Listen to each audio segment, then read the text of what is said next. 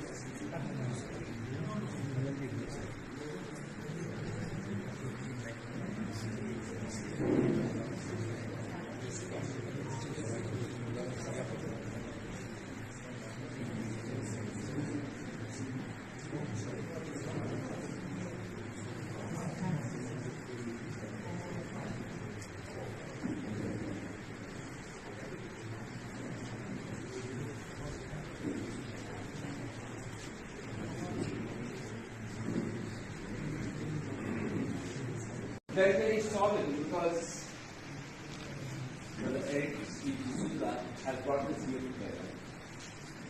And this is our moment to say our thank yous. This is our moment to say, yes, you made a difference in my life. And the very fact, look at the time. Time did not matter for you.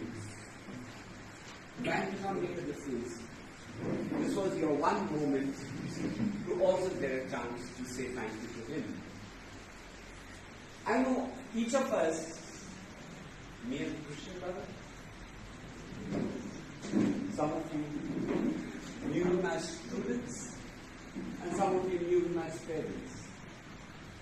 Yet at the same time, he has made that difference in our life. And I really respect each and every one of you because this was his wish, that he wanted to be in the soil of Meghalaya, where he spent over 28 years. Today I met somebody at the airport and he said, "Brother, he taught my eldest brother and he taught me." I said, wow, that's something. So, his life really spans a lot. And before we share a few memories, I want to make this evening very informal. Don't mind, very informal. Anybody that would like to just put your hand up, stand, share a moment, share a story. I know we called him Dasu.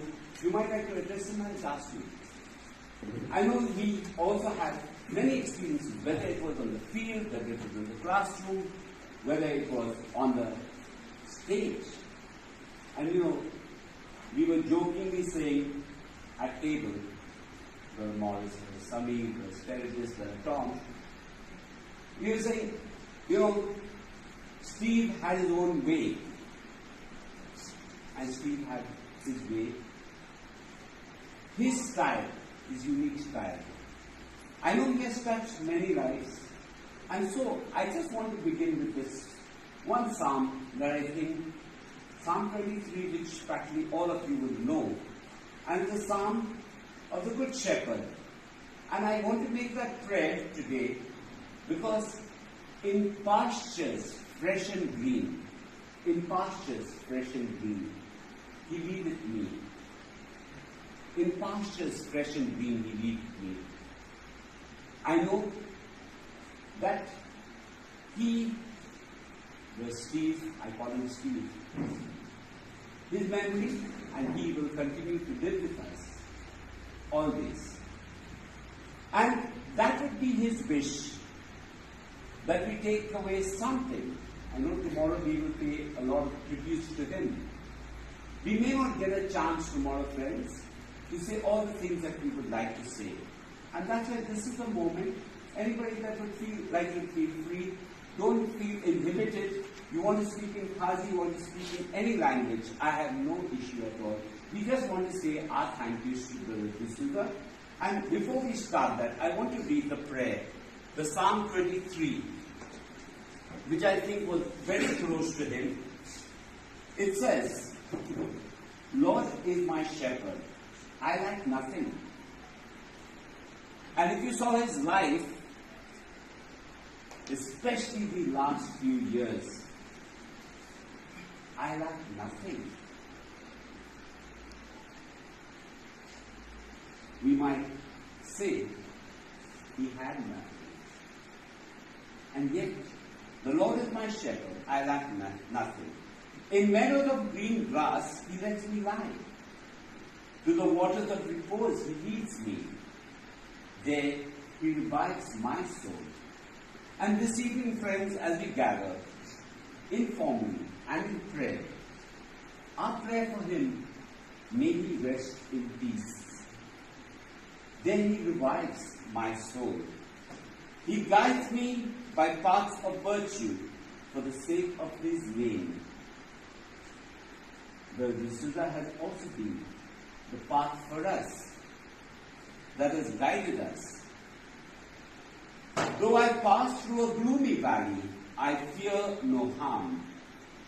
Beside me, your rod and your staff are there to hearten me. You prepare a table for me under the eyes of my enemies. You anoint my head with oil, my cup brims over. Ah, how goodness and kindness pursue me every day of my life. My home, and that is where Brother Steve has gone. My home, the house of Yahweh, as long as I live. My home, the house of Yahweh, as long as I live. Dear friends, I know that Steve, that's what I like to call him, has a lot to offer us. A lot to offer us. His life was a symbol of giving, a true friend, a true brother, a true parent, all of that to us. So I just really leave the floor open. Anybody that would like to share a moment or two, you don't have to be so formal. You want to sit down, you can continue sitting, but just a little louder so that we can also appreciate what you are sharing of how he has touched your life. So anybody that would like to start, please feel free.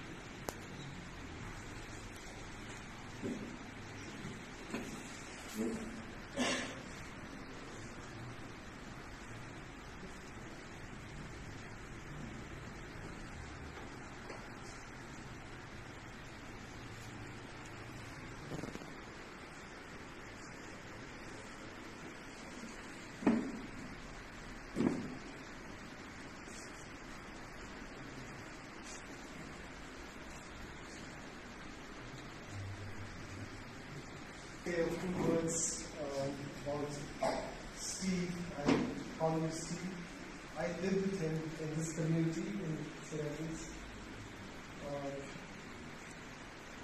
My experience of Steve, just joining the conversation, where I really connected with Steve was in the field of arts, music, and sports. Like, two of us were very passionate about sports. Any sport, whether it's tennis, badminton, cricket, football, we shared and we really enjoyed. But what I liked about him was his mind. His mind was absolutely phenomenal. Sense of humor, outstanding. But I found that he was a very private guy. Very private. He wouldn't know what's going on inside. Yet he was aware of all the things that was happening around him. There was a soft part of him. He wouldn't show it magnanimously, but he would come to you quietly and ask you, how's your day? Or how do you feel? Are you better now? If I just whisper to him that, I'm a little down today, he would take note of it, and he would always make it a point sometime during the day to connect. A total enigma. Couldn't really grasp what he was about. When I go to his room actually, if you go to his room was open. And he would have about 4 or 5 books in different parts of his room. Next to his bed, he was a voracious reader. He had a grasp of the world around him. Very, very futuristic in his way of thinking. Education, he read most of the books. And he would actually implement it. And when you go to his room, you'll see it. Open, absolutely open, till somebody decided to burgle his room. And that's the time he said, I had to mind my doors. Somebody walked up with his, those days he had CDs and Walkmans and stuff like that. One facet of him that we would never see was a spiritual facet. He could never show. He's not the person who will show his spirituality, but his spirituality to be manifested in the way he treats people, the way he looks after the poor. I want to end off this quote with this quote. And when I was thinking this evening, I said, what is the quote that comes to our mind? It's from Shakespeare's quote. And he was a dramatist. He loved Shakespeare. His life was gentle, and the elements so mixed in him that nature might stand up and say to all the world, this was a man.